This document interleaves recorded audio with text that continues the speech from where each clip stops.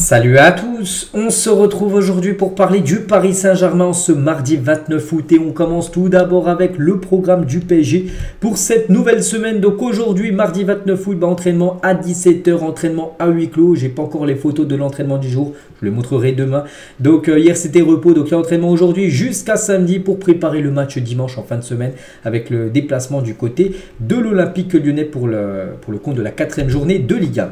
Et concernant la 3e journée de Ligue 1 qui s'est jouée le week-end dernier, et donc la magnifique victoire du PSG contre l'équipe de Lens, une victoire 3-1, donc deux Parisiens dans le 11 type de cette 3e journée de la Ligue 1. Donc tout d'abord Manuel Ugarte, le numéro, je ne sais plus c'est le numéro combien du côté du PSG, je ne me souviens plus, mais la sentinelle, hein, milieu défensif, une note de 8 sur 10, il a eu obtenu dans le journal de l'équipe, et voilà, il figure dans cette équipe type. Hein. Félicitations Ugarte, aussi Kylian Mbappé, avec son doublé contre le Racing Club de Lens. Donc félicitations aux deux Parisiens. Notez aussi que le coach Luis Enrique est parmi le meilleur entraîneur, on va dire, de cette 3e journée de Ligue 1. Et concernant les affluences de la 3e journée de Ligue 1, donc le Parc des Princes, c'était la 2e plus grosse affluence du week-end avec plus de 47 864 spectateurs qui étaient présents du côté du parc, hein, pour suivre ce gros choc entre le PSG et Lens. Il y avait seulement plus de monde du côté du stade du Vélodrome, du côté de Marseille. On continue, on va parler du mercato, donc J- ou même J-2, hein, parce qu'on est mardi, pour moi c'est après-demain minuit, J-2 avant la fermeture du mercato estival 2022-2023, et le mercato parisien n'est pas du tout fini. Luis Enrique l'a dit que son attaque n'est pas complète, hein, il manque des joueurs, voilà, donc il devra avoir normalement au moins 2 recrues minimum du côté du Paris Saint-Germain. Donc êtes-vous confiant pour les arrivées de Kolo Muani et Barcola? Donc concernant Barcola, moi je suis pas du tout confiant, je pense qu'il viendra pas. Concernant Kolo Muani, je pense qu'il viendra, voilà, un des deux, je pense plus Kolo que Barcola, enfin qui viendra. Après si les deux viennent, parfait. Donc on commence tout d'abord avec Randal Kolo Muani, et d'après Plättigol, donc c'est un journaliste sérieux allemand, il a des infos très fiables, hein. Donc Francfort n'a pas accepté la nouvelle offre de 80 millions d'euros du PSG qui en a été informé. Négociation toujours en cours, hein. Le PSG a encore vu son offre refusée, mais le PSG ne lâche pas le morceau. Concernant Randal Kolo Muani, les deux clubs veulent trouver une solution. Les prochaines heures seront cruciales. Oui, de toute façon on arrive en fin de mercato, là il n'y a plus le choix. Tout devient comment dire, important dans les décisions. Donc le PSG refuse de payer 100 millions d'euros. Nouvelle offre est en préparation à suivre. Donc voilà la situation actuellement de Randal Kolo Muani. Encore une offre refusée. 70 a été refusé. 80 c'est encore refusé par l'équipe de Francfort parce qu'eux ils veulent 100 millions d'euros. Ils sont fous. C'est trop d'argent pour leur joueur. Là vraiment ils le visent. Ils le surévaluent. Le prix du joueur, hein, déjà 80 c'est déjà bien payé, hein. Pour moi c'était 70 plutôt son prix. Donc voilà, c'est encore refusé 80. Bon après le PSG va essayer de chercher un compromis tout simplement. Et donc cependant il s'avère que Francfort demande une somme, je dis trop élevée, 100 millions d'euros. Et hier, pour ceux qui ont suivi l'épisode, j'ai dit qu'il y avait peut-être un plan B. On a peut-être le nom peut-être du plan B qui évolue, un joueur, un attaque qui évolue du côté de la première ligue. Et ça pourrait être le plan B à Kolo Muani qui joue en première ligue. Peut-être Darwin Nunez, hein, joue à Liverpool, et étrangement son agent est Jorge Mendes, quelqu'un de très important du côté de Paris. Bon, il travaille pas au PSG, mais il est agent de joueur. Il a souvent amené des joueurs du côté du PSG. Donc voilà, c'est pour ça que peut-être le plan B, le nom du genre secret, ça pourrait peut-être Darwin Nunez si tout simplement Kolo Muani ne peut pas se faire. Donc affaire à suivre. Bon, la priorité reste bien sûr toujours Kolo Muani. Et concernant Kolo Muani, je vous ai dit, hein, que peut-être le deal pourrait se faire grâce peut-être à ce joueur Hugo Ekitike, parce qu'encore trouvé entre le PSG et Francfort concernant Hugo Ekitike. Maintenant il faut savoir la décision du joueur, il faut le oui du joueur pour que le deal se fasse, et le joueur pourrait être inclus tout simplement dans le deal avec Kolo Muani. Donc en gros le PSG déjà refusé plusieurs offres, hein. Par exemple l'AC Milan, il y avait aussi l'équipe de Everton, l'équipe de West Ham qui était intéressée par le joueur, et le PSG a déjà reçu des offres de plus de 35 millions d'euros plus bonus, hein, pour Hugo Ekitike, mais tout a été refusé. Parce que le PSG veut vendre le joueur à Francfort avec un prix spécial tout simplement.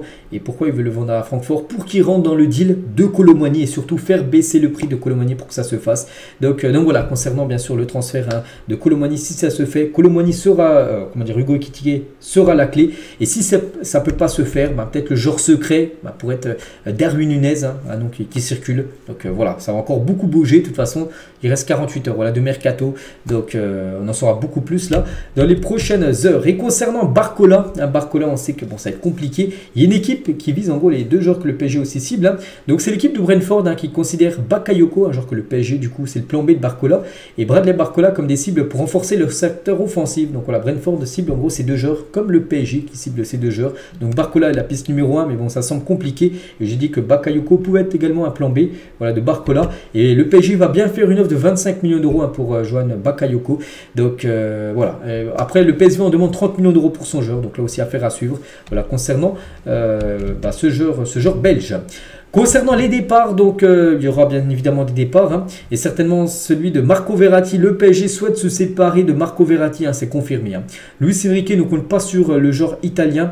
Les discussions se poursuivent ce lundi, c'est-à-dire entre le PSG, équipe de Al Arabi au Qatar, et Marco Verratti pour trouver un accord.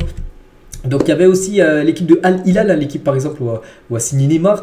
Et donc voilà, l'accord avec Al Hilal s'est effondré lorsque le PSG a refusé deux offres du club saoudien. Deux fois ils ont proposé des offres Al Hilal, mais ils proposaient beaucoup moins ce que voulait le PSG. Le PSG espère au moins 70 millions d'euros, alors qu'Al Hilal en proposait 40, 35 par là. Et du coup ça a été refusé les deux offres. Et du coup avec Al Hilal c'est pas possible. Et Al Arabi, une équipe qatari, peut être vraiment la destination de Marco Verratti. Donc affaire à suivre également. Concernant Renato Sanchez, donc lui il a déjà été transféré, c'est un prêt du côté de l'AS Roma. Et Renato est forfait pour Milan-Roma ce vendredi à cause d'une blessure musculaire. Il a déjà loupé le match ce week-end, le week-end dernier. Il va relouper encore le prochain match. En plus c'est un gros match contre l'AC Milan. On lui va avoir beaucoup de force. On sait déjà pourquoi le PSG a voulu le prêter, parce qu'il était souvent blessé. Et la même chose là, il est encore blessé. Renato Sanchez. Des nouvelles de Mohamed Kudus, donc c'est un nouveau joueur. C'est un ancien joueur de l'Ajax. Il a signé du côté de West Ham, mais on peut voir que son agent, sa représentante, qui est une femme, Mohamed Kudus, interrogé sur Twitter sur une possible arrivée du Ghanéen au PSG. Donc elle a dit en gros qu'elle a proposé tout simplement Kudus au Paris Saint-Germain et le PSG n'a pas donné suite. En gros, si le PSG aurait donné suite, le PSG aurait pu avoir Mohamed Kudus en attaque cette saison, mais le PSG a refusé.